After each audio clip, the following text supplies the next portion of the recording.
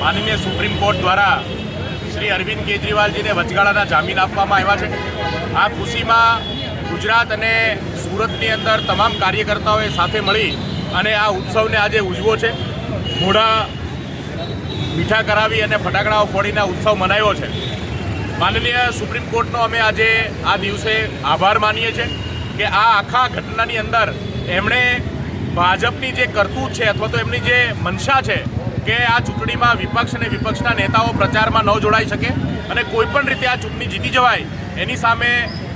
માનનીય સુપ્રીમ કોર્ટે સંજ્ઞાન લઈ અને આ ઘટનાની અંદર આ કેસની અંદર કે જ્યાં ભાજપ કોઈપણ રીતે અરવિંદ કેજરીવાલજીને છોડવા નથી માંગતી ત્યારે સુપ્રીમ કોર્ટે ખૂબ જ મોટું નિર્ણય આજે જાહેર કર્યો છે। અમે એવું માનીએ છીએ કે